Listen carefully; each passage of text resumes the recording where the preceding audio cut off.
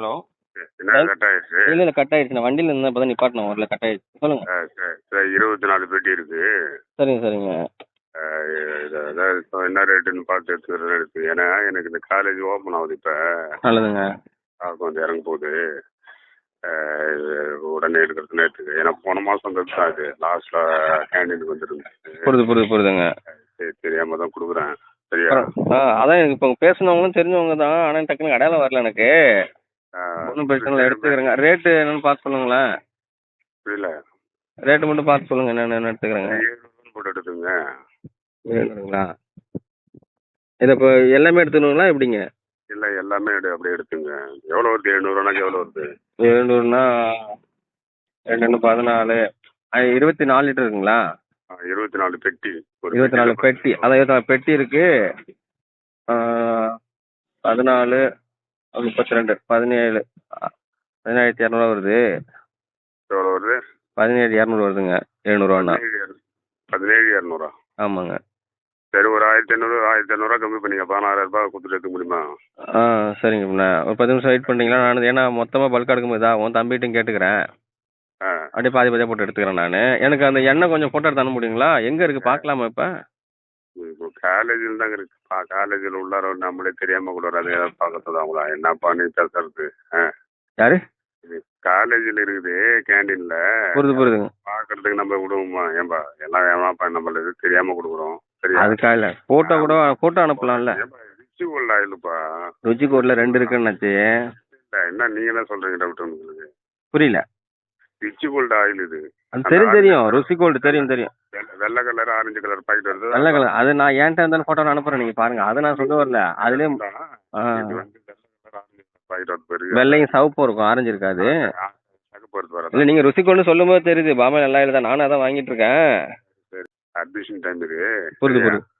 Admission டைமே நீங்க ஒரு 16 ரூபா நீங்க கொடுத்துட்டு எடுத்துங்க. ஒரு சேகரிட்ட கூட நீங்க சொன்னீங்கன்னா சேகரிட்டை நான் கொடுத்தமிச்சேன் இப்ப.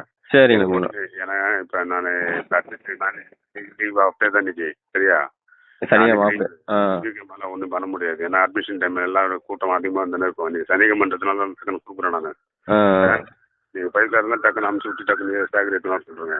சரிங்க. அதாவது 10 நிமிஷம் நான் இந்த நம்பருக்கு திரும்ப ஃபோன் பண்ணி சொல்றேன். சரி, இந்த சேகரிட்டு பேசுங்க. ஓகே.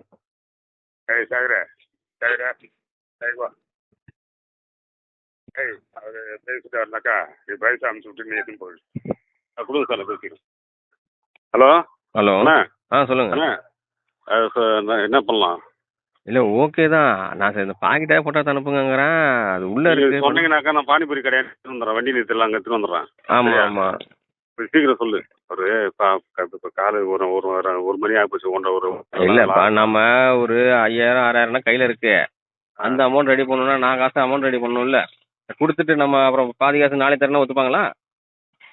சரி ஒன்று செய்ய. நான் இன்னொரு 1000 ரூபா கூட கம்மி பண்ணி நான் வாங்கி தந்துடுறேன். 15 ரூபா ரெடி பண்ணிட்டேன்னு அப்படியே சார் கூட அந்த சூப்பர்வைசருக்கு அமுச்சு விட்டா கூட எதுவும் சொல்றாருல. இல்ல இப்ப எண்ணெய் எடுத்துட்டு கொடுத்துட்டு நீங்க வாங்கிக்கலாமா எப்படி?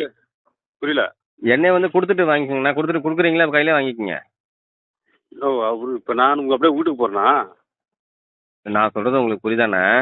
நான் மீன் ஷெட்ல வெயிட் பண்றேன். மத்தியானமா இல்லை சாயங்காலம் வெயிட் பண்றேன். என்னைக்கு சொல்றீங்க? இன்னைக்கு தானே சொல்றீங்க? இப்ப ஏத்துறேன்னா ஒரு டைம் இல்ல. இப்ப உடனே பைசா ரெடி பண்ண முடியுமா? அவருக்கு அனுப்பி விட்டு அவர் சார் கிளம்பிடுவாரு. அதுதானே, நீ எண்ணெய் ஒன்றும் கையில கொடுத்துட்டு அப்படியே கையில வாங்கிட்டு போயினாங்கிறேன். இல்ல சார் அனுப்பிச்சிட்டு போக சொல்றாரு. கோச்சிக்காதானே? அது தம்பி ஒத்துக்க மாட்டானே. நீ வெட்டு வந்தீங்கன்னா கொடுத்துட்டு ஸ்பாட்லேயே வாங்கிட்டு போயிடணும், ஒன்றும் பிரச்சனை இல்லை. நான் வீட்டில் சொல்றேன் அப்படின்னாக்கா அனுப்பிட்டாக்கா என்ன கேள்வி கேட்பாங்கல்ல. நான் எத்தனை கொடுத்துட்றேன்னா நான் மளிகை அதுதானே சொல்றேன். யார் சொல்ற பேர் அடையாளம் பேசினிருக்கியா? ஐயோ, நான் உனக்கு சொல்றது புரியவே இல்லை. ஜேசிபி ஏழ்மலை இல்ல, ஜேசிபி அவர் தம்பினா என் சேகரு. ஹலோ. ஜேசிபி வச்சுல சேகர் ஏழ்மலை அவர் தம்பி சேகர் பேசுறேன்.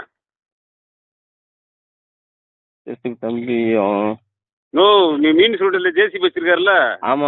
வண்டி புதுசா போட்டிருக்காப்லையா? அவர் தம்பி தான், சேகர் தான் பேசுறேன். நான் இப்ப நான் காலேஜ்ல தான் பஸ் ஓட்டுறேன். அப்படியா? நான் தெரியாதா நான் பேசிக்கிட்டே இருக்க கொஞ்சம் பண்றேன். இல்ல அது ஒரு பிரச்சனை இல்லடா. நீ ஒரு ஆளு, அதுவும் பிரச்சனை இல்லை தம்பி. நமக்கு என்ன போட்டோ அனுப்ப மாட்டேங்கிறாரு, வேற ஒன்றும் இல்லை. ஒரு காலேஜ் அட்மிஷன் எல்லாம் கூட்டமா இருக்குது. இப்ப நீ டக்குன்னு நல்லா உண்மையான ஆயில், ரிச்சி கோல்டு ஆயில், அந்த சிவப்பு கலர் வெள்ளை கலர்ல வருது பாரு. தெரியும் அவர் ருசி கோல்டு சொல்லும் போது நமக்கு சொல்லி டக்குன்னு ஏற்றி வந்துடுறேன். நான் ஏதாவது செலவு கொடுப்பாரு அவர், அதுக்கு தான் எதிர்பார்க்குறேன். அதுக்கு தான்டா தம்பி நான் இப்போ நான் வந்து எனக்கு காசு இல்லை, ஜாமான் வாங்குறதுலாம் மளிகை கடையில் அப்படியே வாங்கி தான் கொடுக்குற மாதிரி, அக்கௌண்ட்லாம் போட மாட்டான், கையில தான் கொடுப்பான். நீ பெட்டி ரெண்டு கையிலே வாங்கிட்டு போயிடுங்கிற, அப்புறம் அதுக்கு ஒத்துக்க மாட்டாங்கன்னா என்ன? நான் போக முடியாது. நான் ஒன்றும் விட்டு வரணும் பிரச்சனை இல்லை. எனக்கு கடை லீவு தான் இன்னைக்கு. இப்போ நானே மண்ணாடி தான் வந்துகிட்டு இருக்கேன். இன்னும் ஹாஸ்பிட்டல் வேலையை ஒன்று மண்ணாடி தான் வந்துகிட்டு இருக்கேன் நான். அதனால தான் கேட்டேன் நான் அங்கே நிற்கட்டுமா அப்படின்னு. இப்போ குடியாடு 15 தாண்டி பிள்ளையாட்ட நிற்கிறேன். இப்போ நான் ஹாஸ்பிட்டல் தான் வந்துட்டு இருக்கேன். இந்த குடலுக்கு ஆப்ரேஷன் பண்ணிச்சு இடையில இப்போ எனக்கு. அது டேப்லெட் வாங்க தான் வந்துட்டு இருந்தேன். இப்போ நீ சொன்னீங்கன்னா இப்படியே ரிட்டர்ன் போயிட்டு மளிகையில் வாங்கிட்டு நிற்ப, நீ வந்து ரிட்டர்ன் வாங்கிட்டு போயிடலாம். வேலைக்கு ஆக மாட்டேன் நான். வேலு டீச்சர்லாம் கேட்டு பாருங்க. நம்ம ஒரு அர்ஜென்ட் நம்ம சொன்னா நீ உனக்காக தான் நான் சொல்றது உனக்கு புரியல. பெட்டி இறக்கிட்டு காசு வாங்கினா அதுக்கு ஒத்துக்காம என்கிட்ட போக முடியாது. அவருக்கு சார் அவங்க கும்பகோணம் போவாரு அவரு வீட்டுக்கு. சரி நீ பாருப்பா, வேற அது பாருடி, நீ பார்த்துட்டு வா, ஒன்றும் பிரச்சனை இல்லை.